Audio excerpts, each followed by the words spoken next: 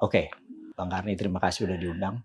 Tapi yang kita harus menjelaskan banyak sekali cerita mulai dari pengusaha, Iya. rupiah, digital money, ada teroris nanti terus karena sejak 2009 sampai 2013 kita ketemunya di TV One adalah urusan teroris gitu ya waktu itu dan hampir setiap breaking news tentang teroris kita ada di sana gitu. Tugas kita tuh selesai lah ketika kita pindah di departemen tertentu. Jadi saya waktu di 2014 kita dipanggil oleh Kementerian Pertahanan sebagai penasehat di bidang ekonomi. Ya akhirnya di situ kita tidak boleh nongol lagi karena sisinya berbeda. Kita sebagai bagian dari DIA ya, mungkin Defense Intelligence Agency yang dimana di seluruh dunia ada tapi di Indonesia tidak ada. Kita waktu itu membuat BIP, Badan Intelijen Pertahanan, tapi belum jalan. Mudah-mudahan di bawah Pak Prabowo hal ini jadi. Kita banyak membantu terutama intelijen ekonomi.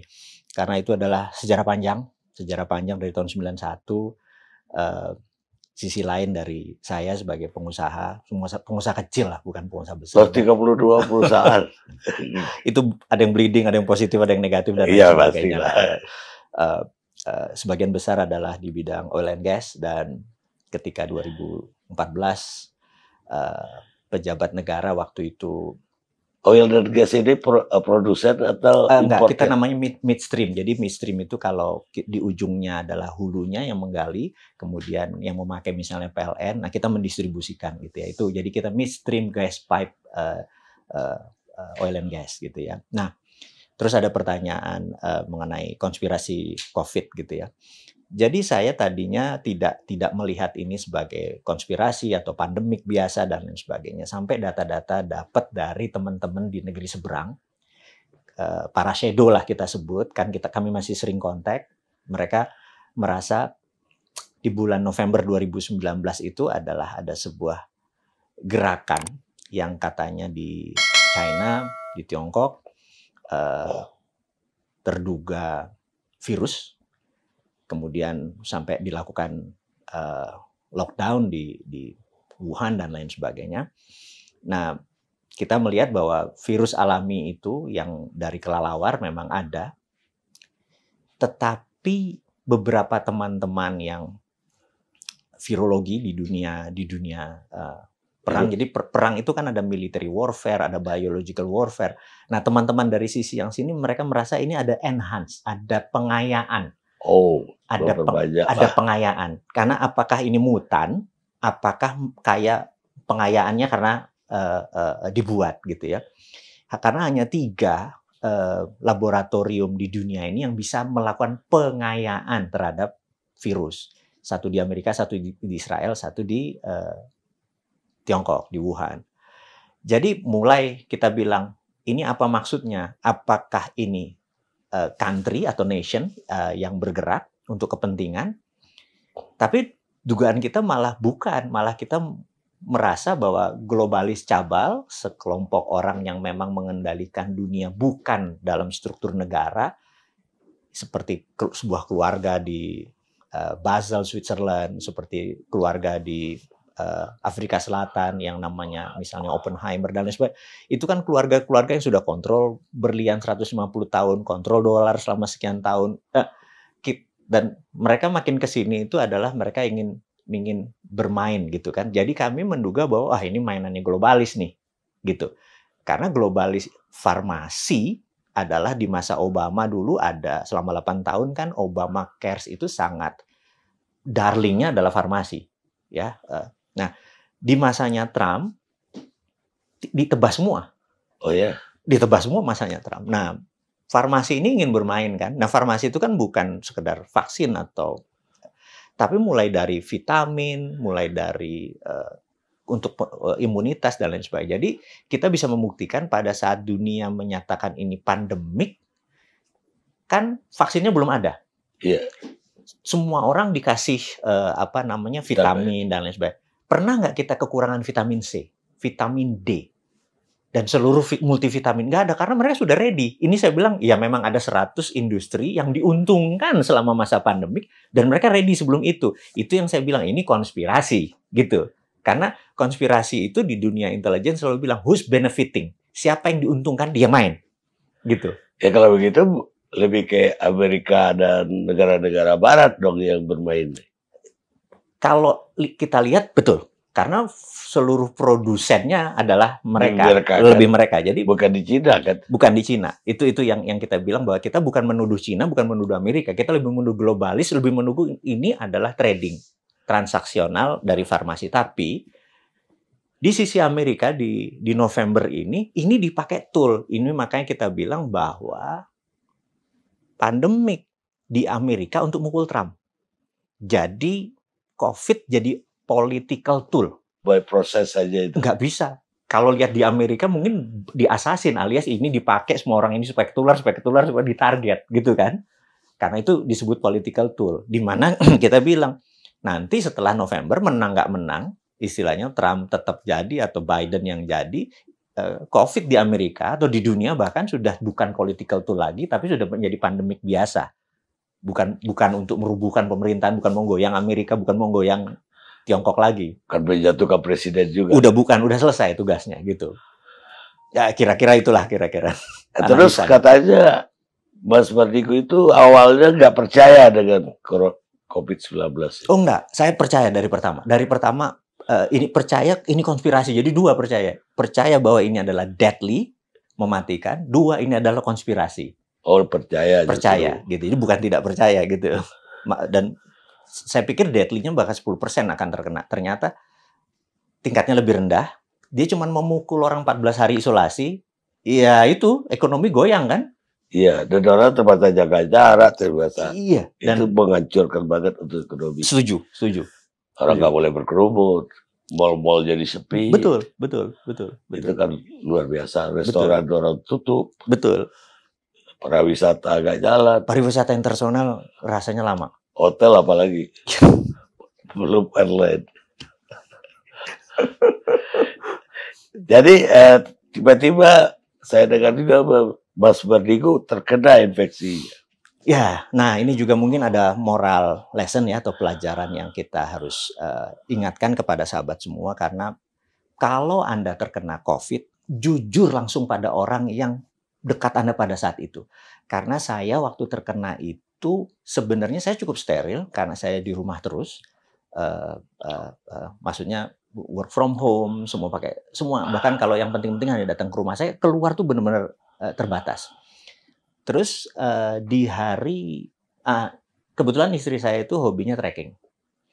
Nah, suatu hari dia trekking sama temennya, dan beberapa hari kemudian temennya cerita bahwa dia kena COVID. Dan itu, aduh, kita langsung bilang berarti kan kita bisa terpapar. Sekali lagi, masih bisa terpapar. Wah, coba dia lebih dulu atau early ngasih tahu kita sehingga kita bisa. Sementara waktu itu Selasa, Kamis saya ada big event, Kamis, Jumat, Sabtu, Minggu, dan saya di situ udah merasa udah apa ya, lidah nggak ada rasanya, tasteless. Ada yang salah lah. Oh gitu, ada. Terus apa namanya, terus lemes sekali gitu. Tapi acara itu harus selesai. Nah, begitu saya pulang hari Minggu, saya bilang tes PCR swab. Hari Senin kan keluar ya, 24 jam kemudian keluar positif. Dan seluruh keluarga saya positif, istri, anak saya semua. Langsung wah, kita langsung kaget gitu ya. Besoknya saya merasa lemes gitu. Terus saya pikir, wah, ini ada apa nih gitu.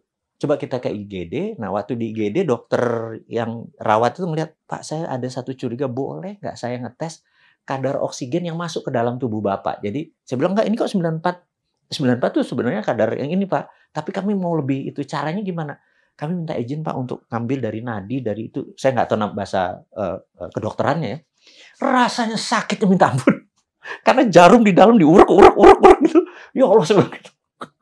Nggak bisa dijelasin itu rasa jarum di dalam diurek-urek. Tapi saya pikir demi kesehatan gitu.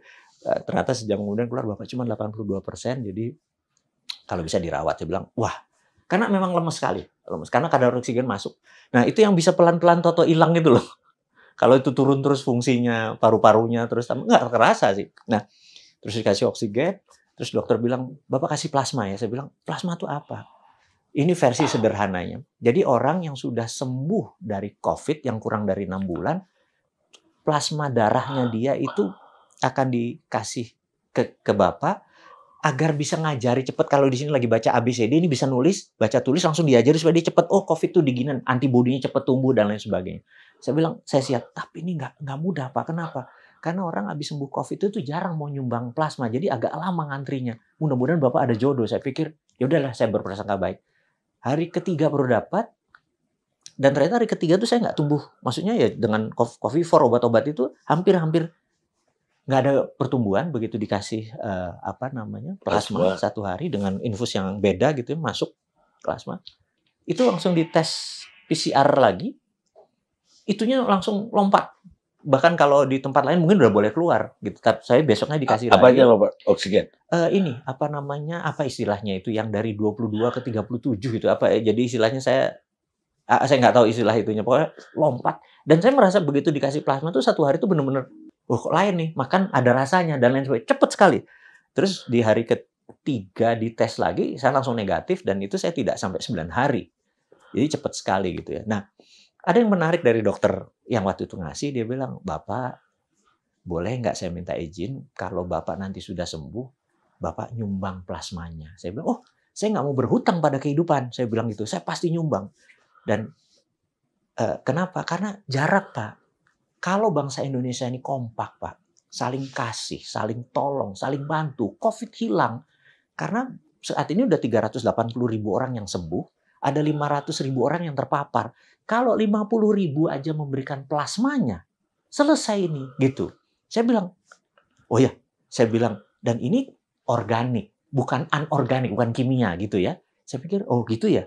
Terus, udah saya janji. Nah, alhamdulillah 2 minggu setelah itu saya memberikan plasma saya, jadi saya nggak mau berhutang.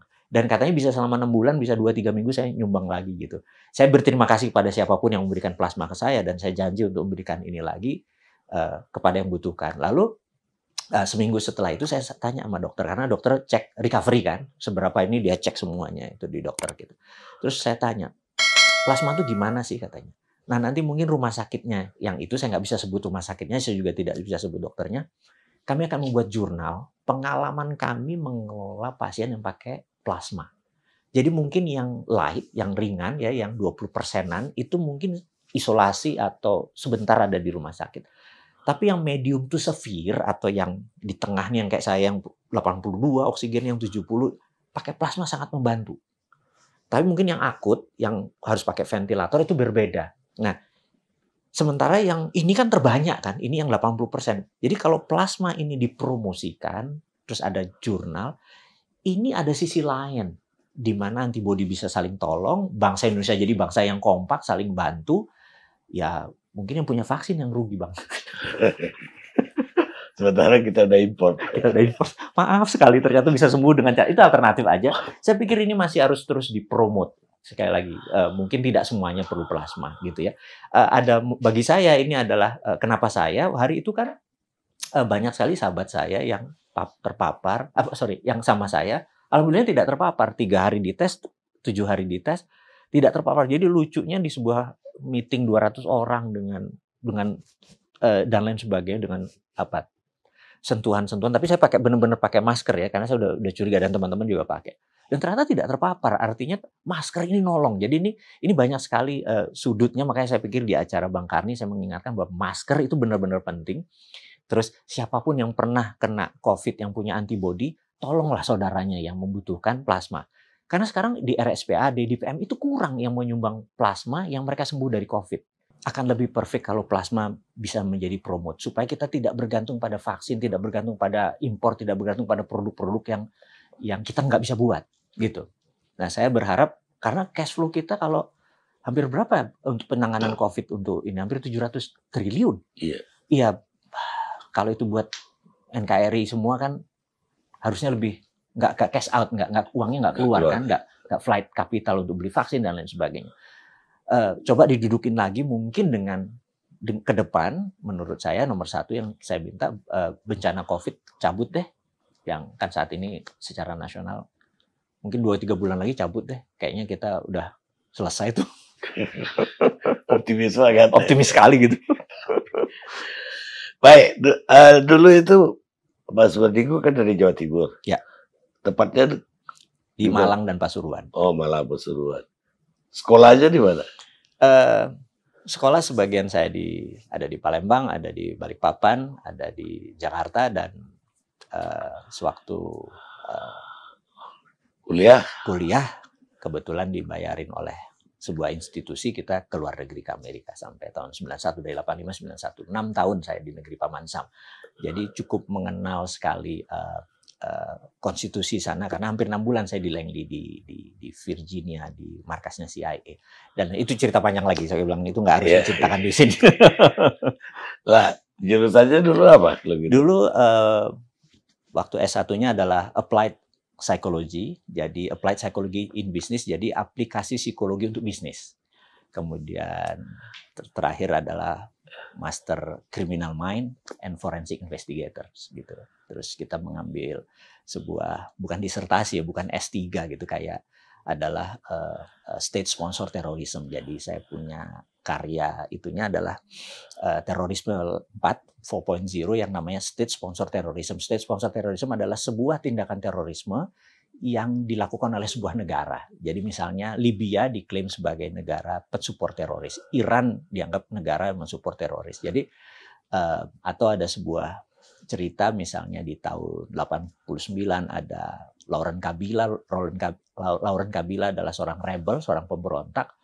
Dia ingin memerdekakan dirinya, kemudian deal sama sebuah negara di utara Amerika. Terus negara ini support Laurent Kabila. Nah, negara ini bisa dikatakan state sponsor karena begitu merdeka negara itu, kobaltnya diambil negara ini. Ya, saya nggak etis untuk menyebut negara tersebut. Dan Laurent Kabila menjadi presiden tahun 1991 sebagai Republik Demokrat Kongo, presiden pertama. Dan kobaltnya diambil gitu ya. Nah, itu state sponsor terorisme sebenarnya gitu. Nah, hal-hal seperti itu di zaman Pak Harto, Pak Beni almarhum, ya waktu kita pulang ya diomelin karena yang melakukan state sponsor adalah ya mereka itu gitu kan. Terorisme versinya itu, karena menekan dan represi dan lain sebagainya gitu ya. Jadi cerita panjang urusan cerita itu. Ya, sekolahnya itu sendiri udah zigzag saya lihat. Jadi, sekolahnya sudah zigzag, setuju. Jadi ilmunya juga dipraktekkan, profesinya jadi zigzag juga. Jadi zigzag. Jadi pengusaha memperhatikan ekspresi juga. Ya, karena waktu kita ngambil, ini menarik Bang Kari, waktu kita mengambil salah satu sekolah kita, jadi kita mempelajari namanya micro expression. Jadi micro expression itu kita misalnya datang ke state penitentiary atau penjara kelas kakap. Jadi di Amerika ada 3 tipe penjara. Jadi yang sosial, yang masalah ribut satu, ya hukumannya cuma nyapu jalan gitu ya. Itu nggak pakai pagar itu. Terus ada yang biasa, terus yang kakap nih, yang state penitentiary. Jadi bukan negara bagian. Ini sudah federal. Nah, state penitentiary itu sangar gitu ya. Kita interview orang Bang 1, 2 gitu. Begitu interview orang ke 100 nih, pedofil nih. Oh, ini pemerkosa nih gitu. Karena udah kebayang kan, kita 100 orang. Nah, kita disuruh ke pasar, misalnya pasar basah gitu ya. Kita interview 1, 2, orang ke 200, nah ini baru rugi nih orang. Nah, ini orang selalu untung nih, orang baru dagang. Ini kan kita terasa ya. Nah, micro expression itu menarik sekali karena wajah manusia ini kalau major muscle, misalnya otot bicep, tricep, segala macam itu kan major muscle atau otot besar. Wajah manusia itu punya 400 minor muscle. Jadi kalau dia kesel, dia kecewa, dia frustrasi, dia happy segala macam itu tergerak sedikit. Karena itu saya susah baca orang-orang yang mukanya dipakai botok segala macam. Saya udah kayak komik, saya nggak bisa baca gitu. Karena udah nggak jujur. Karena Bang Karni kan nggak ada botoknya nih, natural gitu. Baca kita, dia happy, dia lagi berat nih urusan kantor dan lain sebagainya, terasa gitu ya. Nah, sewaktu kita disuruh menginterview banyak teroris di penjara, itu tidak interogasi. Karena kita harus nyari data pola kan. Nah, di situ 400 lebih saya bilang, oh gini polanya gitu kan. Itu kayak ngobrol biasa. Cuman kita nangkep wajahnya. Jadi bukan apa yang kita tanya. Kalau wartawan kan namanya informational based data. Jadi abang nyari informasional. Tapi kami orang-orang yang berbasis micro expression, yang wajah yang kita lihat ada emotional based data, yang kita tanya emosinya. Sayang bapak, sayang ibu. Begitu ibu bohong nih bapak. Kita nangkep kayak gitunya. Itu penting untuk mengorek karena tujuannya berbeda gitu ya. Kalau abang yang senior ini informasi adalah penting. Tapi kalau kita mau nyari lebih dalam lagi tentang polanya dia, kenapa dia memutuskan bunuh diri dan lain sebagainya. Bahkan ada yang umur 14 tahun, saya mau mati Said, saya mati Said, ya mati Said beneran dia ngebom gitu ya. Berarti ada implant di kepalanya gitu. Nah, pola-pola itu kita baca. Ya alhamdulillahnya saat ini tidak ada lagi teroris yang berhubungan sama internasional dan tindakan teroris sudah sejak zaman Pak Jokowi hampir nggak ada. Teroris yang benar itu bukan karena ada tindakan baru kita kejar. Beberapa kali kita lihat Densus dan lain sebagainya, jadi dia belum gerak kita udah tangkap. Itu maju sekali dan nggak mudah mencari data kayak gitu.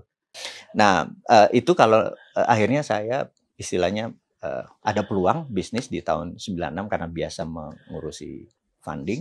Begitu uangnya masuk, saya dikasih porsi saham, kemudian uang itu bisa dibalikin oleh perusahaan. Nah, setelah itu portfolionya membaik, tumbuh terus di bidang oil and gas, properti dan lain sebagainya.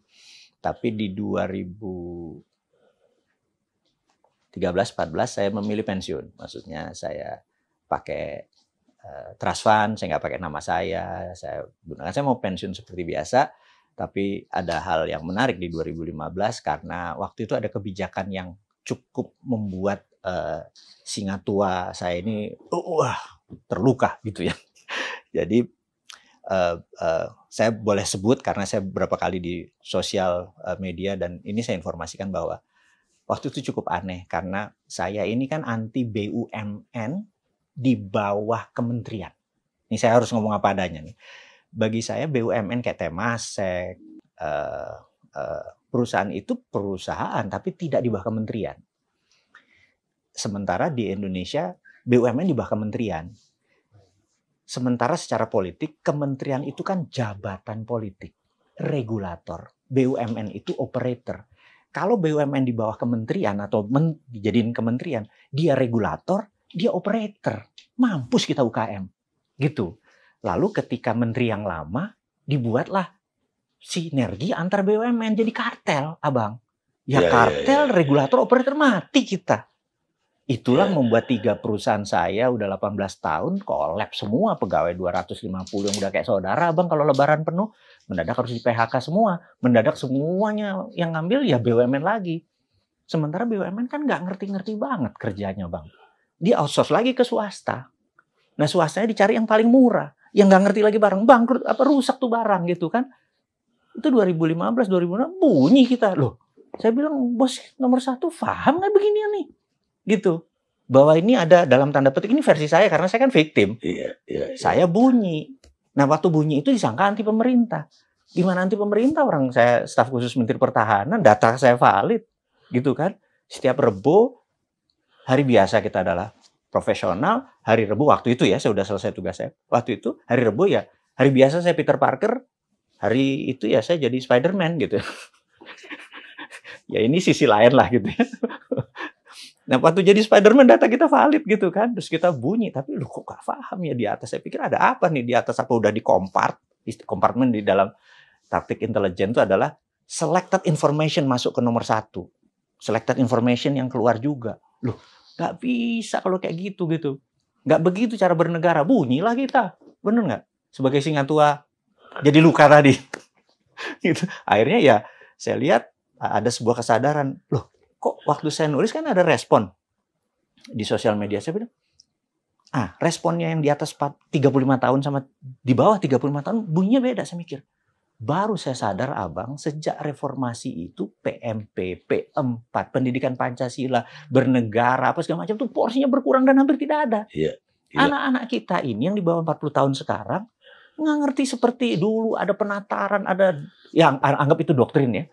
Tapi bernegara atau nasionalisme atau patriotisme ini mendadak hilang. Mereka cuma hafal doang. Sejarah aja nggak ngerti bahwa Ganyang Malaysia adalah Lee Kuan Yew. Waktu itu ada masalah Melayu sama Chinese di sana. Terus dia bilang, gue mau keluar dari Konfederasi Malaysia. Gimana caranya? Lapor ke Pak Karno. Pak Karno bilang, oke, Ganyang Malaysia itu adalah ambil Singapura. Tahun 65 merdeka masuklah Pak Putut, masuklah Pak Ali Murtopo sebagai operation untuk ngambil ini. Itu kan dulu ada pelajarannya, sekarang gitu ya Pak. Kemana pelajaran? Saya pikir gini, apalagi pejabat sekarang abang. Zaman Pak Harto, kita bukan bilang ke Pak Hartonya, karena Pak Harto cukup panjang. Itu seseorang dipanggil Lemhanas, kalimatnya ada, calon menteri dia, bener nggak? Iya. Abang pasti inget dah. Iya. Padahal dari 100 orang dipanggil belum tentu dia jadi menteri. Iya. Nah, sekarang menteri banyak yang tidak ikut Lemhanas. Nggak ngerti bela negara. Kebijakannya kadang-kadang bikin ngelus dada, tapi dada sendiri ya. Kalau dada orang kan nggak boleh, Bang. Bisa dibayangkan misalnya ya, 3. Ini kita buka-bukaan aja deh di sini supaya mudah-mudahan ditonton sama semua pejabat. Bisa dibayangkan. Ini kita ambil pejabat terasnya aja. Mereka membangun jalan dari Lampung sampai Aceh, Bang. 2.800. Angkat topi kita, Bang. Kan itu ada PU di situ, ada BUMN di situ, ada perhubungan, benar nggak? Waktu kita tanya, kami mau nanya, ada 3.000 kilometer yang 3.000 meter yang lurus nggak? Kira 3 kilometer yang lurus.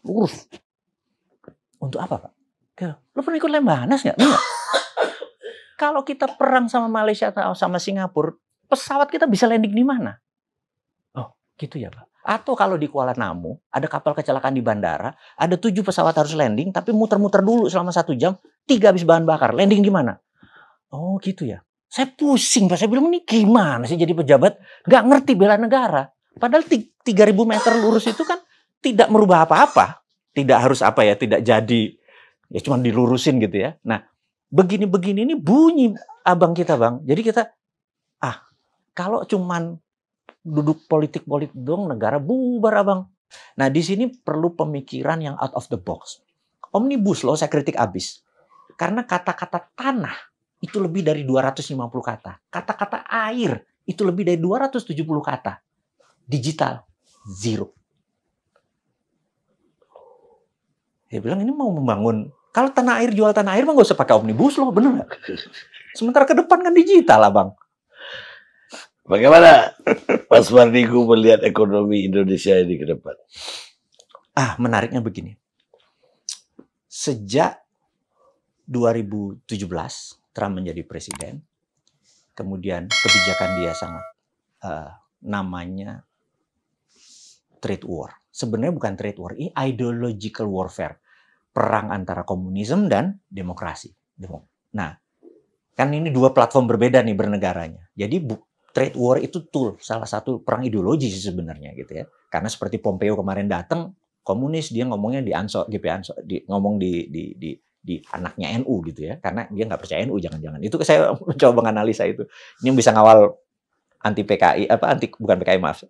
Komunis beredar nih, dia nih, itu contoh. Karena memang ideological war. Nah, pada saat 2017 itu, perangnya sudah soft war, bukan hard war, bukan military war lagi. Saya waktu itu mungkin saya satu-satunya orang di Indonesia bilang bahwa ekonomi Indonesia itu dikelola saat ini berdasarkan ekonomi negara dalam keadaan normal. Harusnya dikelola dalam economic at war. Gitu, saya sampai kasih, ini terbitan tahun bagus nih buku ekonomi. Nah, economic at war itu berbeda mengelola dengan kondisi biasa. Jadi ada kondisi normal, kondisi krisis, kondisi resesi. Tapi economic at war itu berbeda. Karena economic at war biasanya terjadi deglobalisasi. Jadi globalisasi adalah supply chain-nya nyambung. Tapi pada economic at war semua negara for themselves. Nah, kita ini masih bekerja sama-sama, ini masih keluar terus. Saya bilang enggak. Ini deglobalisasi, decoupling ini putus. Jadi dalam negeri kekuatannya. Nah, saya lihat ini masih foreign direct investment lah, versi saya ya. Terus utang lah, semua tuh masih keadaan normal. Saya bilang, ambil momen sekarang ini untuk economic at war gitu ya. Nah, Biden menang. Apakah perang sama Cina akan berakhir? Tidak. Trump menang lagi misalnya yang dilantik. Apakah ya terus berlanjut? Karena ternyata menguntungkan dari sisi Amerika. Berperang dagang dengan China. China juga untung. Karena dua-duanya untung, dia akan lanjutkan. Tapi nggak akan bedil-bedilan gitu ya. Nggak akan bedil-bedilan. Nah, kita ngambil momen. Pada saat mereka lagi fokus begini, kita ngambil dalam negeri. Karena itu saya sangat mempromosikan printing money. Gitu. Kalau Indonesia berani printing money terbatas, hanya untuk hal yang produktif, terbang kita. Gitu. Tapi kalau kita hidupnya dari pinjaman, kan cukup aneh, Pak. Ada pertanyaan, Indonesia pernah kekurangan rupiah? Saya tanya Bang Karni, Indonesia pernah kekurangan rupiah nggak? Rupiah enggak. Harusnya enggak, orang kita bisa printing. Bener nggak? Kalau Indonesia kekurangan dolar, kita bukan punya currency dolar. Kekurangan emas, kita bisa kekurangan. Rupiah nggak mungkin kekurangan. Orang-orang di pinggir jalan itu memang yang di petani mereka perlunya rupiah. Nah, rupiah supaya tidak inflasi bagaimana? Rumus inflasi itu gampang. Selama uang yang kita terbitkan sama dengan jumlah produksi, nggak akan ada inflasi. Iya. Nah, uang ini harusnya untuk sektor produksi gitu ya. Sekali lagi, di mana sektor produksi? Ya udah di-cek aja, di corner gitu ya. Nah, jadi saya mengadopsi ya namanya MMT, Modern Monetary Theory. Guru besarnya namanya Michael Hudson. Michael Hudson punya Hudson Institute yang Amerika pakai, yang China pakai. Jadi tahun 71 waktu Amerika declare bahwa dolar tidak pakai underlying emas lagi, itu adalah Michael Hudson, salah satu promotnya di zaman Nixon. Kemudian dia jadi guru di Peking University, di mana Xi Jinping murid dia, mantan-mantan menteri, perdana menteri itu murid dia. Di tahun 89 ada namanya The Secret Meeting That Changed China. Bukunya sangat interesting gitu ya. Di mana China memutuskan melepas diri dari internasional dan membuat dua currency, renminbi dan yuan. Jadi yuan untuk internasional, renminbi dalam negeri. Nah, renminbi itu dicetak berdasarkan project. Jadi project ini ya udah nyetak segini, project ini nyetak segini, begitu uang itu balik dibakar. Sesederhana itu. Nah, Amerika melakukan hal yang sama. Printing money itu underlying-nya adalah hutang sekarang. Jadi kalau dia print hutang negara produktif dihutang ya balik lagi gitu kan. Jadi saya bisa nanti buktikan ke abang nih loh, utang dunia yang di printing money oleh IMF. Jadi karena itu uang dolar Amerika 60% berada di luar Amerika gitu ya. Mereka dua negara ini pakai printing money. Kenapa kita nggak berani printing money? Karena dogma doktrin panjang dari pelajaran-pelajaran Keynesian dan lain sebagainya menyatakan ini inflasi segala macam. Sementara saya sudah gurunya udah MMT gitu ya. Ini beda mazhab nih. Muscle knowledge-nya atau otot ininya beda nih. Dia kuat di perut, kita kuat di tangan gitu ya. Nah, di Economic at War, rumusnya yang pakai Keynesian nggak jalan, pakai Hudsonian jalan gitu. Nah, itu yang saya bilang, Indonesia bisa jadi negara terbesar kalau dua hal dilakukan, stop ngutang sama stop foreign direct investment. Foreign direct investment itu, abang, kalau sektornya untuk sumber daya alam, itu merugikan kita. Jadi kalau bisa foreign direct investment, tidak boleh mengeksplor sumber daya alam. Jadi dia buat machinery, pabrik buat. Tapi kalau sumber daya alam habis, abang. Jadi saya itu sebenarnya anti foreign direct investment yang ngejarnya sumber daya alam Indonesia, karena the only yang bayangin sumber daya alam itu menjadi alat dagang saat ini. Harusnya sumber daya alam itu adalah alat tawar, deterrent factor, alat penggentar. Sekali lagi, saya bukan menantang. Yuk duduk yuk, biar genah ini baru negara gitu.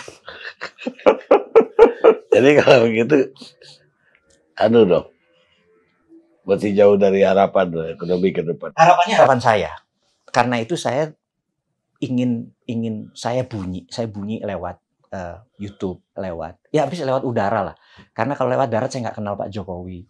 Juga kalau saya juga bukan orang berpolitik dan saya tidak niat untuk berpolitik gitu ya. Bagi saya politik itu kan kalau berpolitik entah itu sebagai legislatif, entah itu sebagai pejabat, itu kan orangnya humble, abang. Saya nggak ada humble-humblenya, bang. Humble cukup. Enggak, bang. Jadi kalau Pak Jokowi itu orangnya humble sekali, Pak.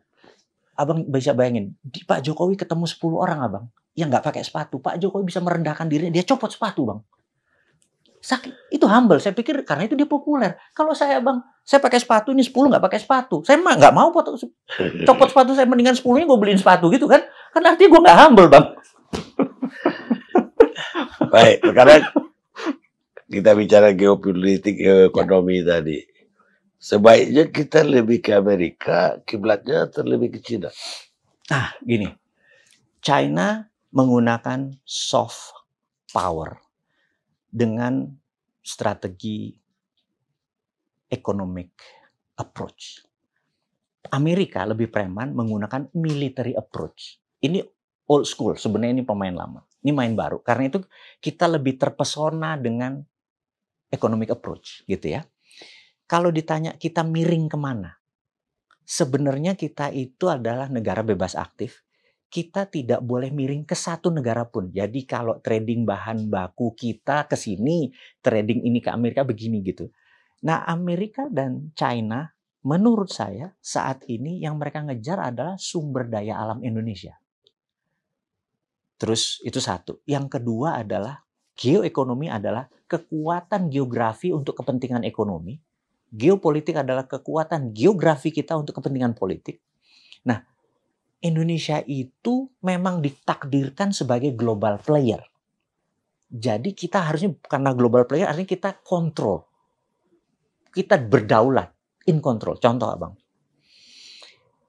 Ada 2 triliun atau 2.000 billion nilai barang yang diproduksi oleh negara produsen. China negara produsen, Jepang negara produsen, Korea Selatan negara produsen, Taiwan negara produsen.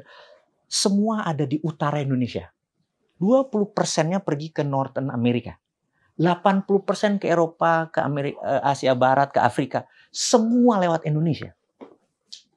Pertanyaan saya, kita menguasai negara satu-satunya yang punya laut di tengah dan punya selat major strait namanya. Selat Makassar dan Selat Lombok. Itu major strait karena dari Australia kalau kirim ke sana. Selat Malaka, Selat Sunda, karena Amerika kalau itu nggak mau lewat ketemu Cina, armada ketujuhnya lewat Selat Sunda. Apakah kita dapat sesuatu? Kita harusnya seperti Majapahit. Choke point-nya Selat Malaka dipagari, lewat bayar. Bayar asuransi lah. Anggap $1 per ton, apalah terserah namanya asuransi. Karena taiknya dibuang di kita, sampah dibuang kita ngurus. Kita nggak dapat benefit. Lalu Amerika sama Cina bilang, lu pajakin gua. Enggak. 20% kita kasih Amerika, 20% kita kasih Tiongkok. Kita 60. Asuransinya pakai perusahaan ini. Itu kalau kita hitung dari barang yang lewat. APBN kita mah nggak perlu ngutang. Tapi sekali lagi, siapa yang berani? Karena ada UNCLOS lah, lawan. Itu loh yang saya bilang bahwa udah masanya kita berdaulat, kita tawar semuanya gitu loh. Wilayah laut kita, wilayah udara kita gitu ya. Nah, saya sengaja, Pak Jokowi masih 4 tahun lagi. Kenapa saya nunggu 4 tahun lagi? Sekarang Pak Jokowi lakukan itu semua. Jadi geoekonomi kita dari sisi selat, dari sisi laut. Nah, itu maksudnya. Karena jadi apakah kita miring ke sana? Kita netral tadi, nggak miring ke sana. Bagi rata aja. Karena selama bagi permennya fair, mereka nggak bunyi kok gitu ya. Dagang as usual gitu. Mudah-mudahan nih ketangkep nih Bang. Nanti nih diskusi kita nih sama yang atas-atas. Lah kalau untuk Indonesia, bagusan kepilih ini Biden atau tetap Trump? Waduh. Amerika itu foreign policy-nya nggak pernah berubah, Bang. Jadi gini ya. Sejak 1944 ada John F. Kennedy, dia punya long telegram berbicara banyak tentang kebijakan foreign policy atau kebijakan luar negerinya.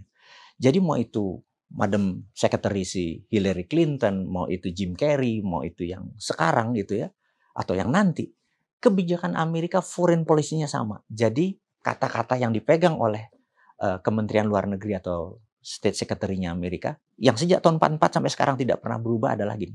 Amerika memiliki 5,7% populasi dunia. Dan Amerika menguasai 58% world wealth, kekayaan dunia. We want to keep it that way forever. Mereka ingin memegang itu forever. Nah, foreign policy-nya nggak pernah berubah. Jadi mereka kalau perlu lebih gede lagi kepemilikannya. Nah, jadi selama mereka bisa menjadi terkaya, Bang, ya. Jadi kita kalau mau Biden kayak mau Trump kayak, deal-nya adalah mereka lebih kaya dari kita deal-nya. Nah, ini yang kita harus ke depan, kebijakan bernegara keluar itu benar-benar harus kita, mungkin Pak Marty Mattargawa kita panggil lagi gitu ya, yang senior-senior ini, karena dia powerful sekali di dalam ke depan. Kita harus kompak lagi gitu. Nah, sekali lagi, jadi Biden atau Trump sama, kita tidak diuntungkan, kita jadi budak juga gitu. Agak ekstrim nih kata-katanya nih. Tapi ya kalau kata lihat kemarin, kalau Mas Mardigu pernah kena COVID-19, tiba-tiba Trump mengumumkan kena COVID. Tapi 2 hari kemudian udah sembuh, lebih cepat dari Mas Mardigu. Saya menulis banyak itu di tulisan dan di video. Jadi memang beberapa kali ada tindakan akan assassination terhadap dia. Tapi Trump bukan menggunakan Secret Service. Dia menambah lagi Navy SEAL 6 namanya. Dan Navy SEAL 6 2 kali mengintercept ada kapal selam yang akan menembakkan Air Force One. Mereka mengingatkan bahwa kalau Anda banyak muncul di publik, ini bukan Secret Service, jadi si Navy SEAL 6 yang menyatakan kami nggak bisa nih, kami harus meminta waktu sebentar. Nah, the best waktu itu adalah dia disuntik COVID kan, emang dia jadi kena COVID, tapi sebenarnya jinak. Dan waktu dikasih dan semuanya jadi positif, semuanya benar, tapi untuk menyelesaikan, habis itu dia bisa keluar lagi. Jadi ini adalah kita tahu bahwa Amerika itu mengurusi presiden sangat VVIP gitu ya. Bahkan mungkin ada decoy-nya dia. Jadi kalau ini ada 2 nanti Trump, saya juga nggak segitu detail gitu ya. Tapi saya tahu bahwa kita harus belajar dari ring 1 dari apa tadi, dan pas Wampres dan pas itu harus naik nih levelnya, bukan sekedar menjaga ring 1 tapi menjaga hal-hal yang di luar itu gitu.